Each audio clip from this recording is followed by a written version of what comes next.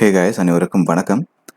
இந்த வீடியோவில் நம்ம என்ன பார்க்க இருக்கோம் அப்படின்னா, டிஎன்பிஎஸ்சி ஜென்ரல் தமிழ்லேருந்து முக்கியமான கேள்வி பதிலை பார்க்கலாம். ஸோ வீடியோ ஸ்கிப் பண்ணாமல் ஃபுல்லாக பாருங்கள். இந்த வீடியோவை உங்கள் ஃப்ரெண்ட்ஸுக்கும் ஷேர் பண்ணுங்கள். இந்த பேஜை நீங்கள் இன்னும் ஃபாலோ பண்ணல அப்படின்னா ஃபாலோ பண்ணிக்கோங்க. அகரவரிசையில் எழுதுக. மொழிபெயர்ப்பு, முன்னீர், மேடு பள்ளம், மனத்துயர், மீமிசை. ஸோ இதை நம்ம அகரவரிசையில் எழுதணும் அப்படின்னா மனத்துயர், மீமிசை, முன்னீர், மேடு பள்ளம், மொழிபெயர்ப்பு.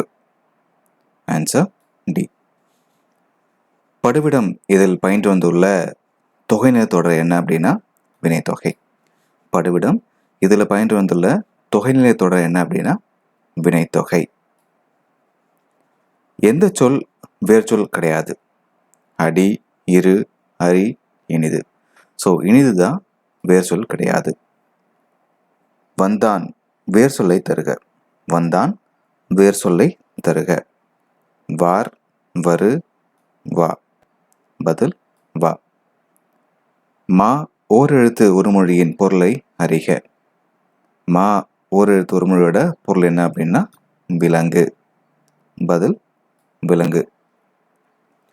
சொற்களை ஒழுங்குபடுத்துக.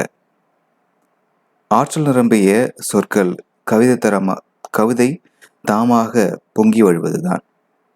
ஸோ இதை நம்ம ஒழுங்குபடுத்தி எழுதணும் அப்படின்னா ஆற்றல் நிரம்பிய சொற்கள் தாமாக பொங்கி வழிவதுதான் கவிதை. Answer D. அகரவரிசைப்படுத்துக. கேழ்வர், பொலிக்கும், நசையி, போத்த, மஞ்சை, நல்குவர், சாவகர். இதை நாம் அகரவரிசைப்பட்டு எழுதணும் அப்படின்னா கேழ்வர், சாவகர், நசையி, நல்குவர், பொலிக்கும், போத்த, மஞ்சை. Answer C. தா என்ற வேர் சொல்லின் வினையாளனின் பெயர். தா அப்படின்ற வேர் சொல்லோட வினையாளனின் பெயர் பார்த்தீங்க அப்படின்னா தந்தவர். பதில் தந்தவர். வேர் சொல்லை தேர்வு செய்க. மலர் வீட்டுக்கு சென்றாள். மலர் வீட்டுக்கு சென்றாள். ஸோ வேர் சொல் என்ன அப்படின்னா செல் அப்படின்றது தான். பதில் செல். மீ என்னும் ஓரெழுத்து ஒருமொழிக்குரிய பொருள் யாது? மீ அப்படின்ற ஓரெழுத்து ஒருமொழிக்குரிய பொருள் என்ன அப்படின்னா மேலே. பதில் மேலே. நா என்ற ஓரெழுத்து ஒருமொழிக்குரிய பொருளை கண்டறிந்து எழுதுக. நா என்ற ஓரெழுத்து ஒருமொழிக்குரிய பொருளை கண்டறிந்து எழுதுக.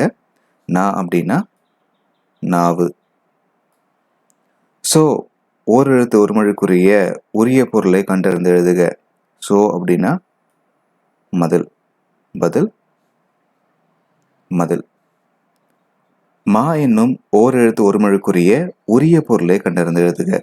ஸோ மா அப்படின்னா பெரிய. பதில் பெரிய. தொட்டு வேர் சொல்லை தருக. ஸோ தொட்டு அப்படின்னா தொடு. பதில் தொடு. வேர் சொல்லை தேர்ந்தெடுத்து எழுதுக.